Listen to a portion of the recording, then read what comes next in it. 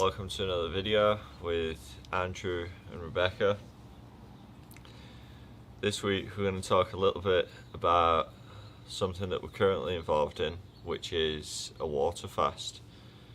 So Rebecca's the expert on nutrition and diet, so I'll let Rebecca explain what it is we're doing and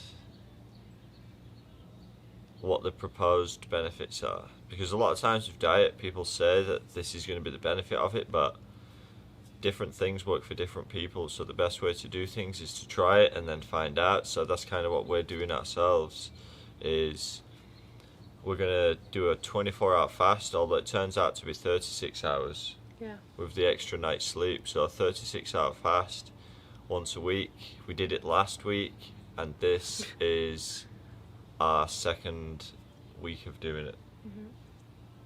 And it's right now, what time is it? It's just after 1. It's just after 1. This week is definitely harder than last week. I'm starving. I just brushed my teeth and it felt like a meal. So that bit of mintiness just really satisfied me.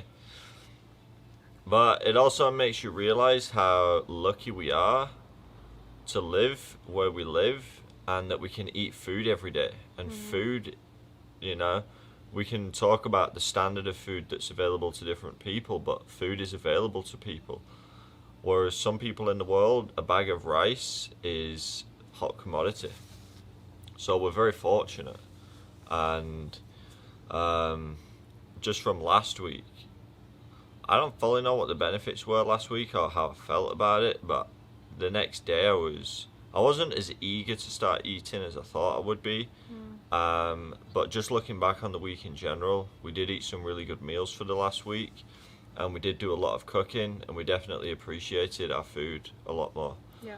And even outside of the fast, we've been giving thanks for our food, thanking the food that we're going to put into our body, and just being very grateful that we can eat good, healthy food. Yep. So shall I explain? Yeah, you can explain. So basically what we're doing for the next 24 hours or 24 hours or however long we are awake, we are only consuming water. And not only are we only consuming water, we're consuming water that has gone through our Berkey filtration system, which eliminates all of the junk that is in our current tap water. And I've been adding chlorophyll, which Andy says is cheating, but it is what it is, and we're just having water. So a water fast is you only have water. You abstain from having any food or any other kind of drink except for water. So no coffee, no juice, no tea, just strictly water. And the purpose of this for us is to cleanse our bodies and just give it some time to rest, because in our state of the world, we're in a constant state of go, go, go, go, go. We're eating all the time. Sometimes we're eating on the go. Sometimes we're eating while we're standing. Sometimes we're eating while we're driving. Sometimes we're eating not at all. You do see a lot of people eating driving. And it's awful because your body actually can't concentrate on the digestive process. So that link between the brain, because you're focusing on driving, you're not allowing your body to focus on eating, which is really detrimental to your digestive system. So if you are eating while you're standing up, if you're eating while you're driving in your car, if you're eating in a stress state, if you're eating, what was the other thing I said? Just not being mindful and sitting down, even eating in front of the TV or some kind of device. I'm guilty of that sometimes. I'm very guilty of eating in front of my laptop. And we're getting more conscious about our generation was brought up eating meals in front of the television. I always remember as a kid eating meals at the table with a family, which I think is very important. I do too. Yeah, but I and think then for a lot of people, progressed into high school, I think, is when that started to shift. You're just like, yeah, I want to sit with my family. I want to sit and watch TV and eat my meal. Yeah. So going back to the fast, the purpose is to cleanse our bodies, allow our bodies some time to rest. Water is the most purifying thing. Our bodies are made up primarily of water, so this is a really amazing way to actually get what you need and to balance, flush things out. You will go pee a lot. Two, it helps to eliminate stuck bowel movements, because a lot of people right now in our day and age are constipated because they're not drinking enough water. So you may find that you're actually having a lot more bowel movements during this as well, which is great because the bowel movements that we have during our pee or our poo actually takes out all of those toxins that we've consumed either in our food or our environment, and that's how it eliminates it from the body. So you really want to make sure that you are drinking a lot of water so that you can allow this elimination process to happen to get rid of those toxins and excess hormones that are in our body from stress, the additives in foods, and all of the things that are in our food that actually are not there for our highest good and benefit. And then another reason why this is great is it allows your body to stabilize its blood sugars. And if you're interested, I can talk about that. What? You got on 10 steps ahead. Why what's great? Because we did explain in the beginning that we was trying this as an experiment. Yeah. But fasting is good for balancing your blood sugars. And then we was going to talk about the results, whereas you're already saying the results before we've done the experiment. No, I'm saying what it helps with. To give people an idea of why it's beneficial. We can go back to less information. But we got to turn it into our personal experience. Yeah. And then we can show what our personal experience is. Okay. Anyways, there's lots of benefits. If you want, you can look them up, or if you have any questions or comments, write them in the comments below, and either Andy will answer them or he can ask me and I can answer them. So we'll go back to our personal experience. Basically, the reason why I'm doing it is to cleanse, reboot, and just give my body some time to rest. And so that if it is, I mean, just the benefit of realizing how lucky we are, yeah, and how much we take it for granted that we have food available, just for that reason alone, it's worth it. But other health benefits, we'll keep track of those, and then we can share those. The more we do it, and the more we notice things. Mm-hmm. Yeah. Yeah. Was you going to explain one of the reasons why you was doing it for the cleanse and things? But one of the reasons I decided to do it was because I'd noticed in a lot of different religious practices and a lot of spiritual practices and different cultures throughout the world, fasting is something that is very traditional, and it's always been around. The idea of eating every single day, all day, it seems to be only reserved for kings and queens and rich people pretty much, and it can be quite gluttonous. And I'm definitely a food person and a comfort eater, so I can turn to food out of boredom and things like that. So to not have it allows me to then observe myself more, which in a way becomes a bit of a spiritual practice. Yeah, I think you observe how much you go to the fridge out of boredom, or how much you think about food, because Andy all day has been saying, come here, I want to talk to you. And it's all about, what would you, if you could have anything right now, what would you have? To Actually, the point where he'll envision about waffles with chocolate topping, and we don't even eat that, so I don't understand why you're even bringing up things that we wouldn't even eat anyways. So it's like this fantasy takes over of the mind of like. Well, it's like Pizza Pan. Do you know in Pizza Pan where they have to imagine all the foods? That's kind of what I've been doing all day, which does defeat that purpose of observing myself, because I'm not really observing myself. I'm also observing different foods that I can conjure up in my mind. But another reason we did it was, in these traditional practices of fasting in cultures around the world, usually it's before the time of a harvest or a big celebration where there's a feast. So you fast before the feast so that you can enjoy the feast more and be more appreciative of the food that you're about to eat. So we had a lasagna in our freezer, and we was going to eat our lasagna, so we thought, okay, well, let's fast before, and then we can just kind of justify going to town on the lasagna and the pasta that we made from scratch. Everything was whole ingredients, organic, and homemade sauce, everything, or local. Yeah, we should share that recipe one time. It's insane. With the people. Insane. Now I'm just thinking about the lasagna. But we did. We wanted to give ourselves time to let our bodies rest, because we knew that we were going to go on a mad one, and Andy and I almost eat for a family of 4 or 6 sometimes, and We're very food-driven people. Very food-driven But people. food is the thing that ultimately is probably the most important thing is food. First and foremost, before you can, progress in your career or anything that you want to do, your survival is fundamental. Everybody at a very basic level is trying to survive. And the first thing of survival is, can you get food? And water. Water's actually more Food and important water. than food. And then after that, it's probably Shelter. some sort of shelter. Yeah. And community. Yeah. So to get back to these fundamental basic things that we take for granted, and see if it can bring us back to a basic fundamental way of living. We've created a very complicated world around ourselves. So to get back to basics will hopefully take us back to basics. We've got very confused minds at the moment because there's so much stimulus coming in. So to just take it back and take away some of these basic things so that we can go back into that state of just appreciating the simple things in life and things that we take for granted. So we need more, and we always need more, and we're always searching for more rather than appreciating what we've got. And you sometimes have to lose what you've got in order to appreciate it. Yeah, and this definitely too, because your energy levels are going to drop. It does force you to slow down and to take time to rest and really be with yourself. So at least for myself, I notice like you, where you're constantly thinking about food, but I see it as how I use food as a distraction or to,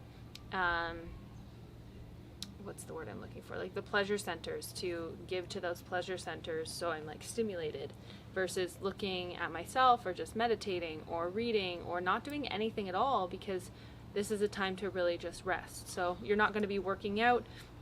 If you do light yoga or walking, biking, things that aren't super strenuous, but What was this? that would be something that I would say like I would only be able to handle. But we've done these things. So we're talking about our personal experience of doing it. So last week what we did, we didn't do any of those things that you've just mentioned. No, but if you But what want we to, did you do can. was we made sure to get outside in nature. Yep. And especially around dinner time and in the evening, we was outside. We went down to the beach and just relaxed. And that definitely helped us not think about food. Yeah, because as we were almost much. there until it was time to go Yeah, to and bed then when we early came at home, 8 it was o'clock. time to go to bed. So At 8 o'clock. yeah, and last week, I didn't find it that difficult last week. Oh, see, I'm finding this one easier. I'm finding this one a little more difficult because the last time I was prepared for it, because we was only going to do it the one time, and then we did it that one time, and we thought, well, should we do this for a weekly thing? And if we're going to find out what the benefits are and how it affects us, then we should do it over a prolonged period of time. And I've done a water fast before. I did it when I worked at a chiropractic office, and we did it as an office for 2 days. And I found that to be challenging because I was still in a work setting and you still had to do your work. So your mind, you had a bit of that brain fog, but then you still had to focus. So that was a little bit challenging. But this time we're not. We're just with ourselves. I'm writing a lot. That's what I plan on doing today. Tonight's a full moon, so I'm going to do a full moon ritual and just take time to really be with myself. We're going to go to the beach again, like Andy said, around dinner time. And last week I found that even reading was difficult because it just was too much for my eyes. It's hard to focus. Yeah, so I think just sitting with yourself and being with yourself and not feeling like you have to do something, because that's another thing in our culture, it's very, if you sit and relax, that's not okay. I think we're always looking for things to distract ourselves. It's very hard to just sit and be with ourselves and our own thoughts. We're always looking for something to distract ourselves, which I kind of like sitting with myself and thinking, because these are some of the bigger questions that I want to find out. Is what's the meaning of life? What are we doing here? Is there a God or isn't a God? These questions are things that I think about, and a lot of times distractions take away from these sorts of things. Yeah, and I think the biggest lesson right now that I hope people learn is let me finish my point. Okay. That they have everything they need inside of them, and that to go inwards and get quiet is where the medicine lies. So the healing instead of us focusing so much on what's going on in the external, we've talked about this before in other videos, that if the biggest thing that you can do for the world right now and for yourself is to go inwards and take care of your own needs, take care of your own health, take care of yourself before you start to focus on everything else. Because if you're not whole in who you are, you're not steadfast in what you believe, you're not confident in yourself, your abilities, you're not healthy, then how can you possibly look at the world's problems right now from a clear mind, a healthy perspective, in a way that's actually not going to be potentially triggered? Would you agree with that? So I think this is part of that lesson too, is like for us to slow down and go inwards even more, so that we can then have a different perspective on what's going on and maybe help, because we've actually done the healing for ourselves. Yeah, and even what you said about being steadfast in what you believe, just finding out what you believe.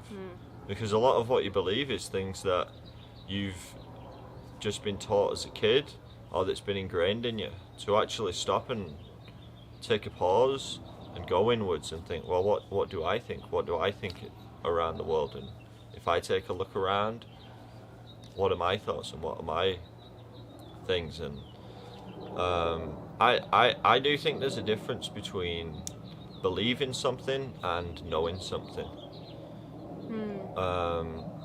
Which is why sometimes if I'll hear somebody speaking, and I think that I don't think everybody's supposed to think the same way or have the same idea. That's something that I've learned, is that a lot of people see the world very differently, and what's true for them isn't true for another person. Yep. And we all have these unique outlooks on the world. And so and what I've noticed a lot of people do is they try to convince other people in order to assure themselves, because there's a deep insecurity there. Whereas just learning to be comfortable with yourself is something that I think is very important. And it's helped me. Rather than trying to convince others, I'd rather support other people and listen to other people's ideas, rather than trying to convince them of my own, because we all have a unique perspective on the world for a reason, so we can learn from each other. Yeah. And even you and I have very different perspectives on a lot of things, and it's helped us both to grow and be aware and experience our triggers, because we do trigger each other. You often say that I came to this planet to annoy you, and to whatever else you say. And that's fine. I don't take it to heart, because... Well, I feel like I was being facetious at the time, but... But it's been said in multiple occasions. Sometimes you do annoy me a little bit. But if But anybody's I in teach a you relationship, patience. if anybody's in a relationship out there, and they're going to claim that the partner doesn't annoy them at times, Oh my gosh. I'm sorry, but I'm just not having it. No. I'm not having it. I mean, No. that might be a truth for you, and it's not a truth for me. So again, I support you in your decision Yeah. that your partner doesn't annoy you, and that may very well be true for you. Yeah. But No, because you A lot annoy of me times. too. and that allows us to grow, though. Yep. Oh, totally. It Because- teaches us because so many we- lessons, and sets healthy boundaries as well. And we We grow through it. well, a lot of times it's if I'm going through something, so if I'm annoyed about something, then you don't feed into it. You just stay steadfast in yourself, so then that allows me to then see it. Yeah. So even though I might say I'm actually just coming to terms with something that's in myself, if that makes any sense. Yeah. Yes, it does.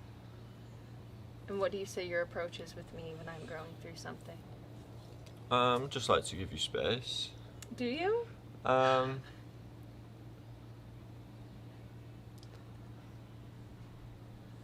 Often I experience like a face in my face.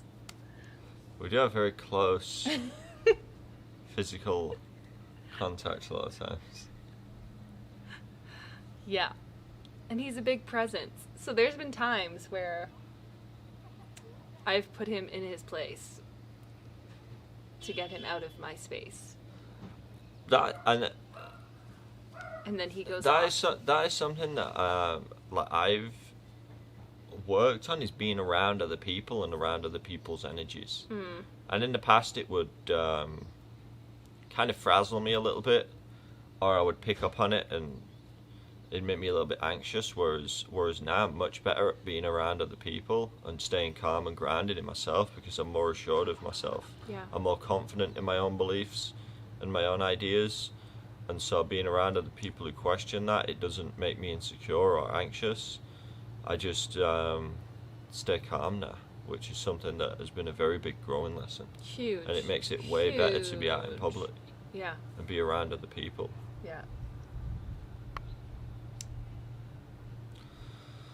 So it's second week of our fast. I lose track of thoughts as well sometimes, do you? I think you do that all the time. Yeah, that's true. Rivy's looking outside the window because she sees her mommy and daddy talking to themselves, and she just wants to be with us. I mean, it is lunchtime right now. We're not eating.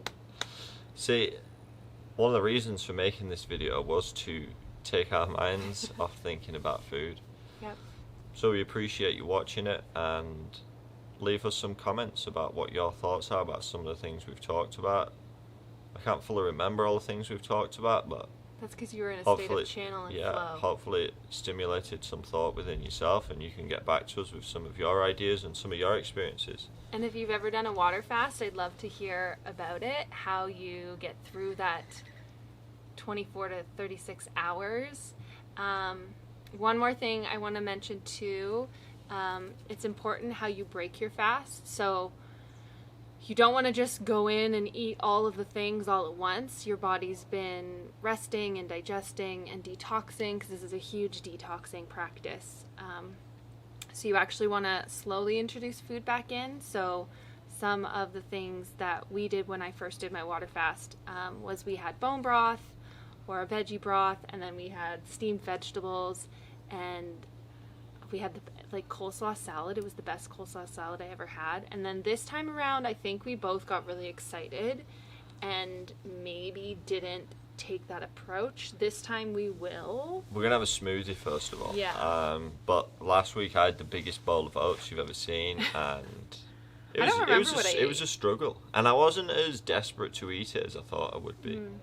Because your body gets used to it, and that's the thing. Like, your body is so adaptable. It's so incredibly designed to adapt to everything. Like, even the fact that when we used to eat our different diet, like, I think back and I'm like, how did my body function on processed foods and the things that I used to eat? But your body adapts. But then as you're going through this transition period, and maybe you're starting to think, maybe I'd like to make some lifestyle choices or changes, just remember that your body will adapt. So don't try everything all at once. Pick little things to try here and there, and slowly work up to it, because it's incredible how your body shifts and changes and can really thrive when you're providing it with nutrients.